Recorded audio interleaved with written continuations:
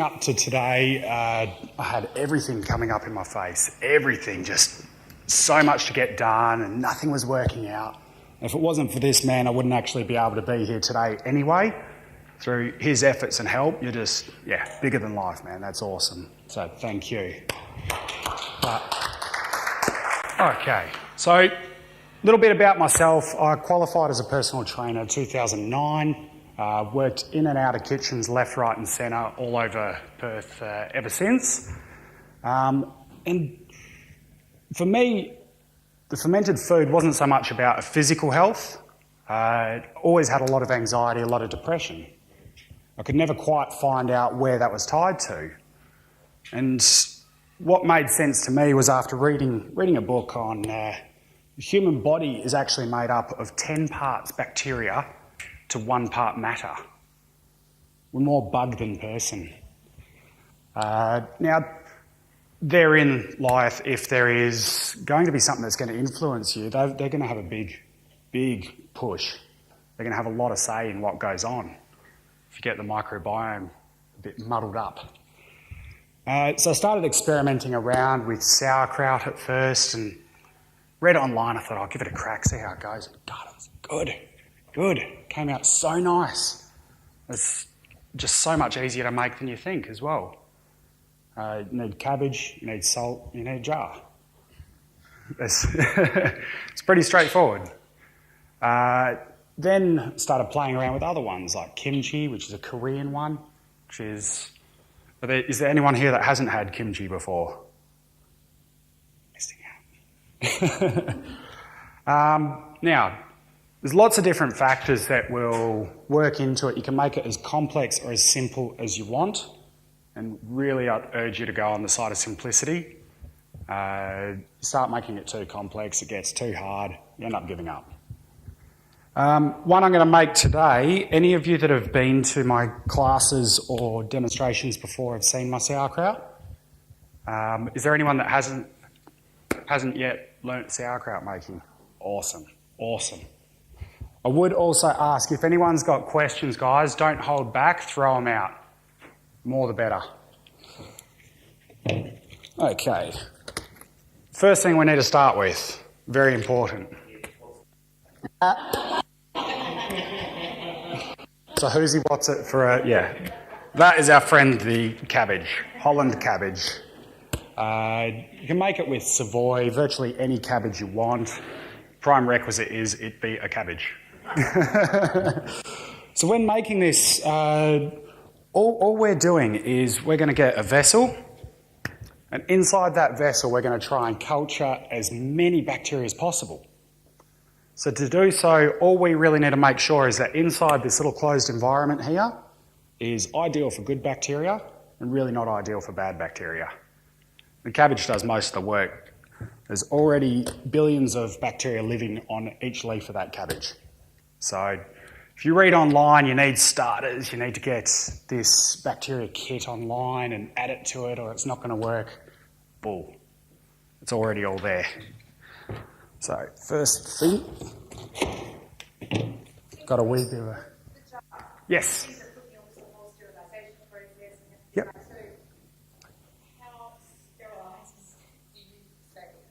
So different outcomes from different jars. If you, for example, go and buy a jar off the shelf, do nothing to sterilise it, just make sure it's free from dust, you're going to get an okay success rate. It's still going to work.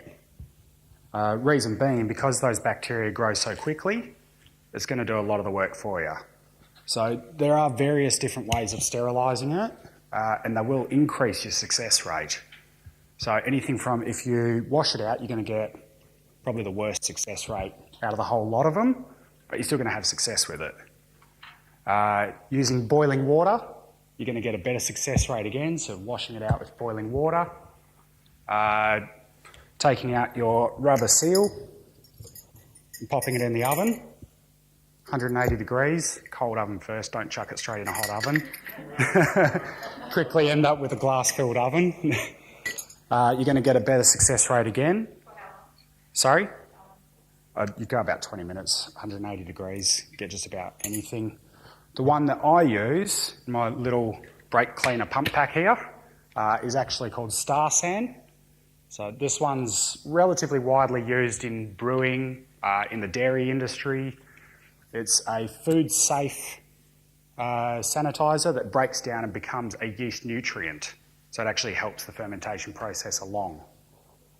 It mixes down into around about 1 part per 1,000, and the creator of this sanitizer drank a cup. To put this in perspective, your little fingernail is about how much you put to a litre. The guy that created it drank a cup of it neat to prove that it was safe. So all we're going to do with that one is get the inside of that jar nice and covered. Make sure it gets all. Excess can go out. Reason I like this one, we don't even have to wait for that to dry, we can use it as is. Sorry, you're looking very sanitised over there now. Okay. Next step, we're going to slice our cabbage and then we need to salt it. So salt, spice of life, good stuff. Sorry? Himalayan's a bit of a nightmare in this, just because a lot of the minerals won't actually break down. So you'll end up with a bit of mineral deposit sitting at the bottom of the jar. I'm very big on local produce. We've got Lake Deborah salt from WA. It's cheap. It's full of minerals, trace elements. It's probably one of the better choices for you. And it's very, very easy to use in this process. So, if you had to go something cheap, just that you could get your hands on, any table salt that is not iodised, iodised salt, it still actually will work, but it's going to decrease the quality of it. It's not going to come out as nice at all. So, Murray River salt as well is another good one. So we're just going to deheart this guy here. I'm talking about big hearts, that's one of the bigger ones. And then just go for a nice fine shred.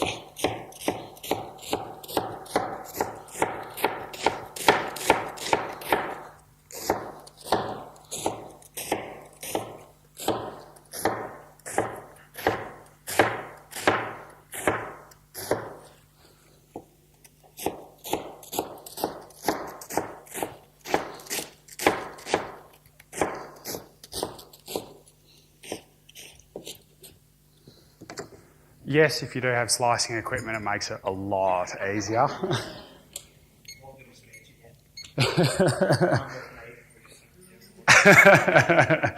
When I first started, I started my business making this sort of stuff about a year ago. And at first, I couldn't even put out $100 for there's a slaw board you get. It makes it nice and quick. So 100 cabbages, 2 days, 1 knife. That was pretty intense. Now, one of my favourite things about the fermented vegetables is basically we want to create a brine. So we want to get all the oxygen out of there, and what we end up with is a nice low sodium ferment. So some of the ferments end up quite high, anywhere up to 13-15%. This one we're going to look about 2%. So nice and low, full of all the good stuff.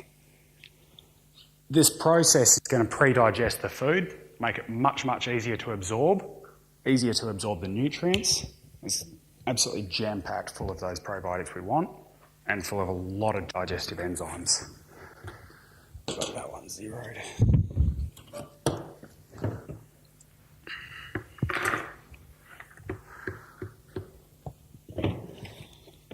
Give it a little bit more.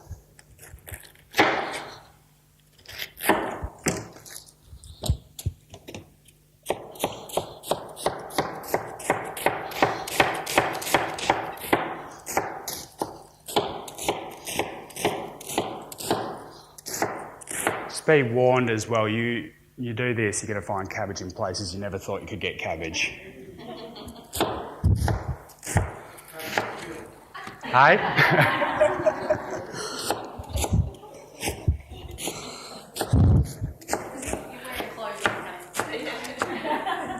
Sometimes. Clothes optional.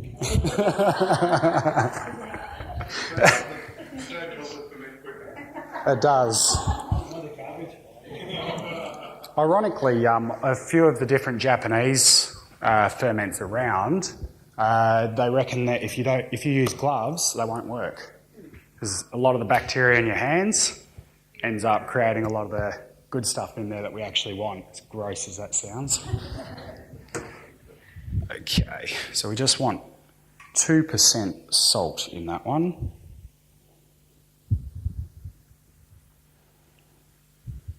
So 33 grams.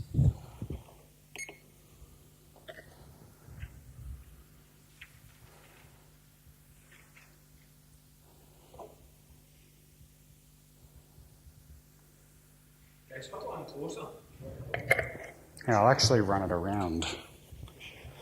So you can see the amount of salt needed is not entirely a lot. That's probably long distance viewing there.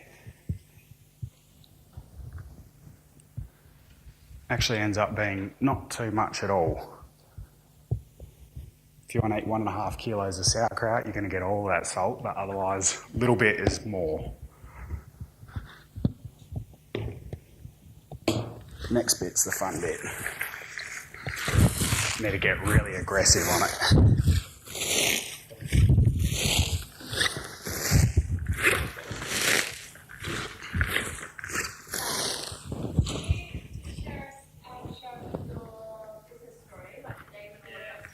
Yeah, absolutely.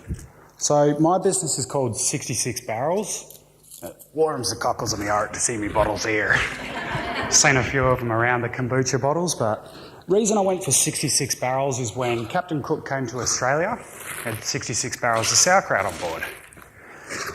He did have one man die of scurvy because he wouldn't eat that and he wouldn't take the limes. So I wanted to find something that was inherently Australian, make it as Aussie as possible for a dish that's considered German but actually Chinese.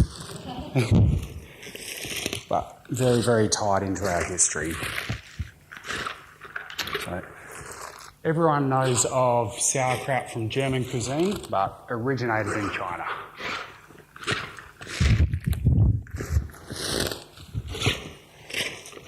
Okay.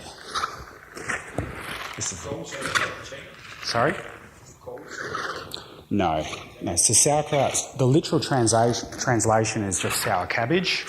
I wouldn't have a clue what it was called in China though. I'm sure if I did, my pronunciation would be awful anyway.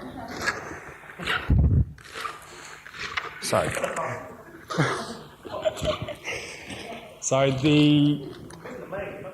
Sorry?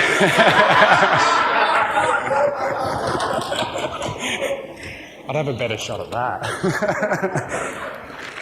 So China and Asia was kind of a really, really good area for a lot of the ferments to come out of. Kombucha, fermented tea, is a Chinese one. Legend has it that a man called Kombu had this special tea that he was using to heal people. Took it over to Japan and helped heal this samurai.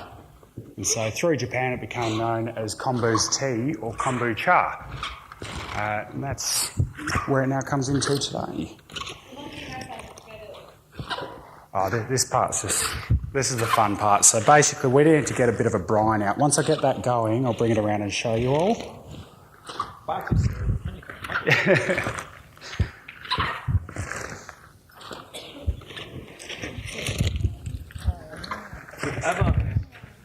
First shook his hand.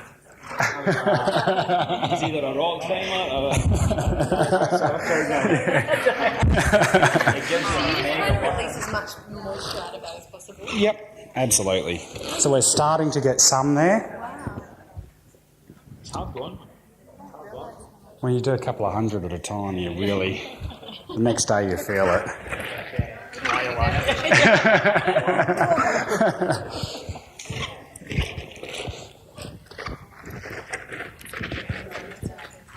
Yeah.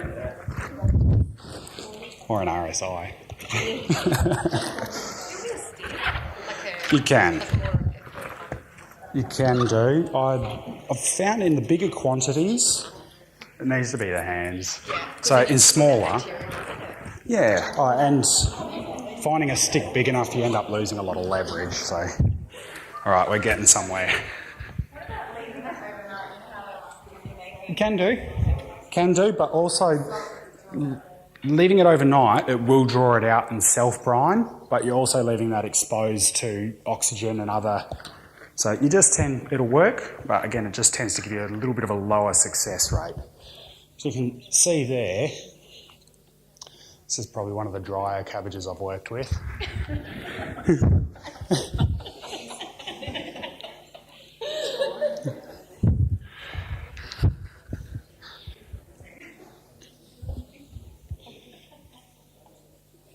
That's the good stuff.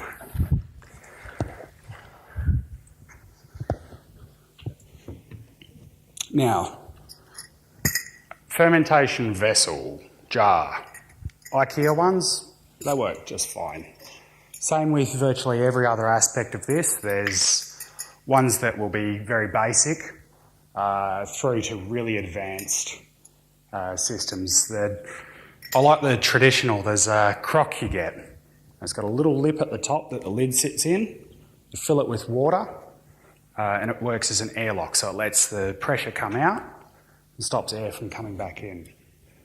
They've got a couple of stones that help keep it under the water. Now, trying to avoid floaties in this is very, very difficult. You're going to get them, but if we've salted that right, if we keep it at the right sort of temperature, we're going to get a pretty good rate of success. I think I've had 2 or 3 batches of sauerkraut go off in, it'll be about 3 years. Saw the other day where they peeled an outside cabbage leaf off. Yep. Scrunch that up. Hold it down.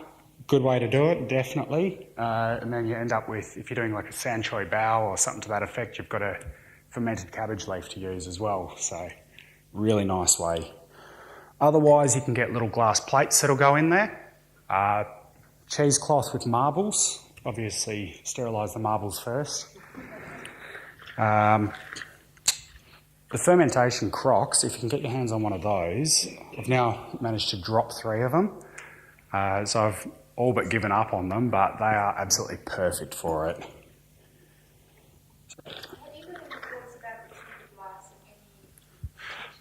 Yes, definitely. So as much as we can try and get towards it, stuff like the Italian glass that's definitely lead-free, that's absolutely our safest option.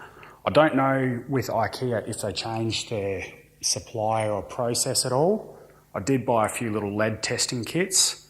They're like a pen, and when you scribble them on, the end of it goes red, and the ones that I did check of IKEA's didn't show up any lead, but I don't know what their consistency's like on that note either. So lead in the glass, debate about it being safe or not safe. I tend to err on the side of caution. Lead's not entirely good for you. Now, we just want to squeeze that down and get out all of that air.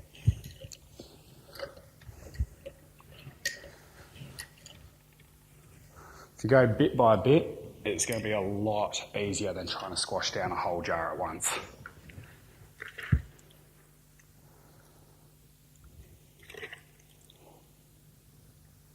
Really, sauerkraut. Just That's very, I'm quite happy with that. Where'd you get it from? The face drop. Has anyone No, had a it's- play at making their own before? Ah, awesome. Yeah, down in Cunningvale. That was good fun. Did you get one of the jars? Well, we'll have to make up for that today then. Yeah. I can be a hard taskmaster like that sometimes. No, so that's just coming straight out of that cabbage for us. Now, other veggies like carrots, bits and pieces like that, you will have to make the brine up separately, which is you'll get a litre of water, 20 grams of salt, chop the sticks of carrot in there, cover it with brine. But cabbage is a really, really good one for self-brining. See, there's really no air bubbles in there. Where would you get the brine from? You would Get yourself in basically any water that's nice and clean, non-chlorinated. Add your salt in and make it from there. So simple that salt just water like dry. Yep, exactly. So the way that works, bad bacteria doesn't like salt, doesn't like acidity. Mould likes air. So what we're creating is as little air in this jar as possible. We're making it salty enough that it's not harmful to us with excessive amounts. You start eating 3 kilos a day, we're going to have a problem. And as that ferments, you're going to see pockets of carbon dioxide open up in that. And that'll fill up and there'll be more bubbles in there than you know what's going on. And as you can see at the moment, there's none. What that does is it eats all the sugar in the veggie. I've lost there. Creates more bacteria, and it also creates a blanket of carbon dioxide that sits over the top and stops that mould from getting hold of any of the sugars in the cabbage. How often you need to release the pressure when you don't? That sort of jar, you don't. A jar with a screw lid, all the time, 2 to 3 times a day. So, or they can blow up. You end up with even more cabbage around the place in glass than normally would happen after you've cleaned everything down, you've just found the last scrap of cabbage. Yeah. Now, different ways of weighting that down are going to help to keep that all submerged and stop mould from getting a chance on it. But you still actually will get a pretty good success rate, pretty good hit rate with it like that. So, It weighs it down when you close the lid. yeah. With the other vessels like the crocks, they will get a fair bit of air exposure at first, and you may actually get a little white layer of yeast on top, which is safe to skim off. The rule of thumb is dry and fuzzy, throw out the whole thing, sterilise it, start again, that's mould. Skin-like and white, you can discard it and keep going. But you've got to make sure you draw that line between the dry and fuzzy and the skin-like. There's a lot of moulds that are actually safe, but I wouldn't be trying to find out the hard way which ones they are. How long before you eat that? Now that wants to sit for 4 weeks. So ideal temperature range is between 12 to 18 degrees Celsius. So in winter, popping that in an esky with no ice, anything of the sort, is going to give us a pretty good result. In summer, changing out an ice brick in said esky once a day, just keep the temperature down. And now the other thing you're going to see is a lot of that brine is going to come out. And it doesn't smell great in your cupboard. So generally if you pop a bowl under it or do put it in an esky, it's much, much easier to keep clean. So what was the temperature? 12 to 18. Lower end of that, you're going to get a sourer product. Higher end of that, it's going to go a little bit softer, but for Polish recipe, like I was saying earlier, nice and cold, down on the 12, and you'll get a really crisp, crunchy sauerkraut by the end of it. So, does anyone have any questions on the sauerkraut? I'd personally, at least once a day, at least. How much? Sorry. A good couple of tablespoons. So, having a bit of toast with some egg, avocado, it's really nice. The variations, basically at the point that we've got it in that bowl, is when we can add any sort of flavours we want. Want to chuck some chopped up, minced up garlic, ginger. I want to pop in some loose turmeric. Did I hear turmeric's the one I was after? A little bit of black pepper. That comes out absolutely incredible. And also, turmeric's a very, very hard one for your body to absorb. Incredible in the bloodstream. No worries. We'll come back to that. The fermentation actually breaks the turmeric down a lot and makes the curcumin in there much, much easier for your body to absorb. So that combined with black pepper, there's a compound in the black pepper that helps out as well, gives you a very, very available source of curcumin.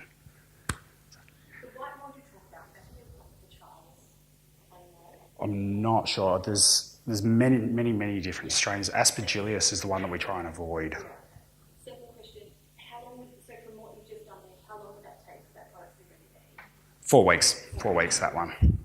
So after 3 to 4 days, it's going to taste like sauerkraut. It's going to look like sauerkraut. Everything about it's going to scream sauerkraut. There's 3 strains of bacteria that do the bulk of the work.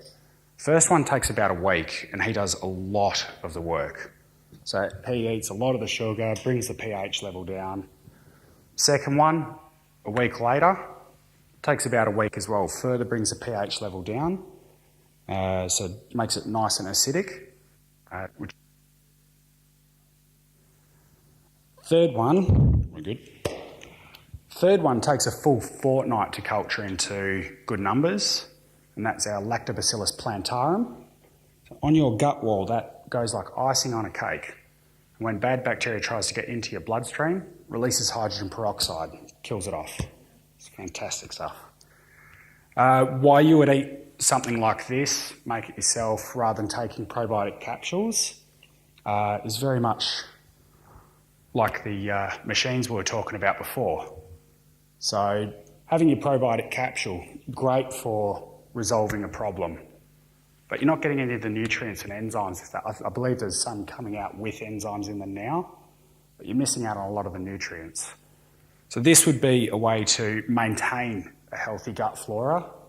It could be used as a fix, but this is the free weights versus the machine equipment for the probiotics. Other ones we can do, kimchi, same process. You'll see all sorts of stuff online. You've got to salt the cabbage leaves for a day, leave it out on a slab in the sun, preferably in South Korea because it gives it a better flavour.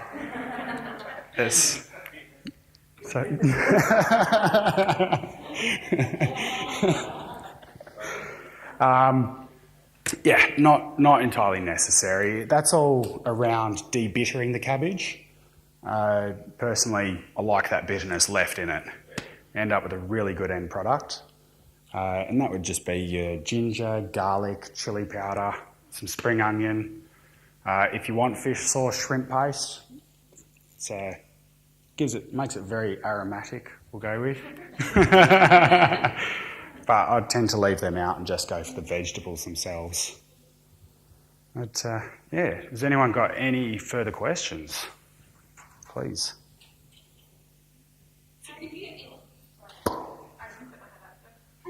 No worries.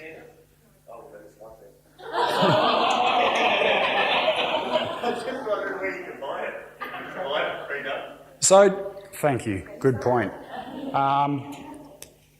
Generally, anything from the fridge section that is unpasteurised is the stuff you want to go for. You will start seeing a lot of... 66 barrels. Farmer markets near you every weekend, Saturday and Sunday. Online delivery I'm actually pulling back from a bit at the moment. I'm starting to focus on the manufacturing, and that is consuming a huge amount of time.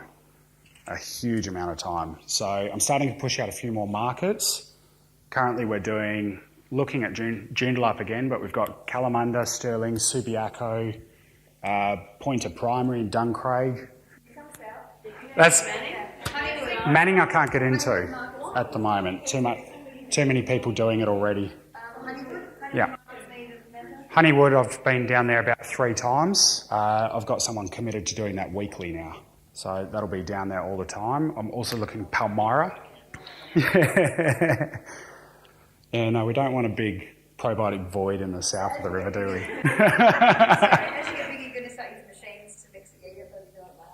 At the moment, I've got a machine that does the slicing, but it's all mixed by hand, definitely. I'm always talking with fine haulers. We actually have days like this that we spend. Yep. And we have a machine like Dan Knoll, because my grandmother's down there, and it's literally like these big wooden pallets just pounding the cabbage.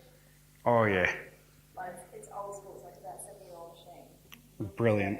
Yeah. I've seen so many different machines that can impact in all sorts of different ways. There's one shredder that starts out as a drill press. You grab the cabbage and you hit it on the drill press and throw it in. As quick as you can throw these in the machine, they turn to shred. It does about 5 tonne an hour. So, yeah, they're not cheap. Yeah, I haven't sold that much yet. But generally, once you've opened it, you want to keep this in the fridge. So in the fridge, you probably want to consume it within 3 or 4 years, just to be on the safe side. It's remarkably hard wearing, so it's very difficult for it to get dramas once in the fridge because it's such a hostile place in there for bad bacteria to get into. I will be rolling out shops soon as well, but slowly. When I started this all, I saw a huge void in the marketplace of reasonably priced sauerkraut. You paid $21 for 400 grams. And look, yeah, Perth's an expensive place to make it, don't get me wrong, but I still think, is there an element of profiteering? Have people committed to too many overheads and now need to try and catch it up? So I entered about half the price of everyone else. And so that's now translating into 80 and 90 hour weeks every week, but getting a lot of the stuff out there. So yeah, getting a lot of good feedback from people. So since it doesn't smell great, when you mentioned earlier it can go off, aside from the fuzzy dry, Yep. how else would you know that it's not right? Realistically, if you get a horrible, mushy tasting sauerkraut, it's probably going to do you no harm. It doesn't taste nice. That would indicate an infection, but it's all the good words, An infection, for example, in brewing world, the beer is still perfectly safe, but it might smell like gym socks. It's not going to be ideal to drink. And much the same in here. Without mould, general rule, it's pretty well safe. But if it doesn't taste good, throw it out. Yep. And what about organic cabbages? Obviously, cabbage is quite cheap. Yep. Yep. Make it taste any better, or? Debatable on the taste front, but on health benefits, knowing that there's no pesticides, that sort of thing in there, is definitely the preferred option. Now, I don't use organic vegetables in mine. It's taken a long time to try and find growers that I can rely on to not or use horrible practices basically and overdo it. So mine is absolutely not organic, but as I say, taken a long time to find that fine line for the good growers. So there are a lot of people that just slam on as much chemical as they can to stop the bugs from getting at it. And yeah, they don't care where that ends up, as long as the cabbage is big, as long as it sells well. Ben, do you want to share the shelf life on it? Shelf life? Yeah, about 3-4 years. Yeah. In the fridge, once opened. You wouldn't keep it in the cupboard. You can, but you're going to get about a month or 2 tops. So, but fridge is the way to go. I actually had the health department ask me, so how long does it last? I said, wow, what, in the fridge or on the shelf? He said, no, in the fridge. How long is it going to last once someone's open? I said, well, 3 or 4 years. And I won't tell you which council it is, but he said, no, just tell people 6 months. It's like, why? I said, oh, they'll throw it out and come buy more. Oh, no. Yeah. So, but no, it's a bit of a funny one like that. It was the same gentleman that asked me, lacto fermentation is the term we're using here, comes from lactic acid causing bacteria. There's many different LABs, lactic acid causing bacteria. A few of them work with milk. So it comes from that lactic acid, not from lactose. And this was the same gentleman that asked me when I was going to put contains traces of lactose on my sauerkraut labels. So yeah, I was quite impressed with that. Quite impressed. But Boys and girls, I'm sorry we're running over time.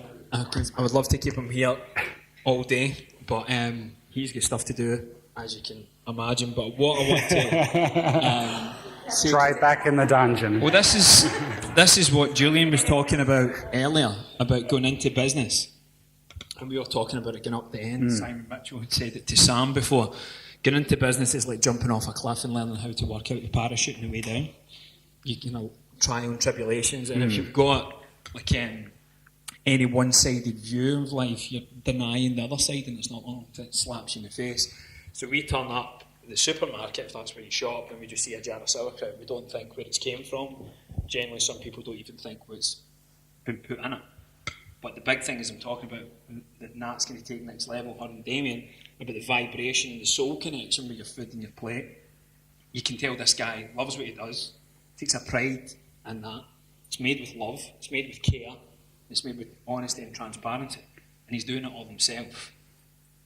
That's a lot of cabbages. So, tying back into what Julian was saying, money's the biggest stressor. So if you know anyone out there that's quite health conscious that wants a part-time job, take a bit of pressure off this guy and get him back in touch. Can we give this amazing human a big round of applause? Thank you.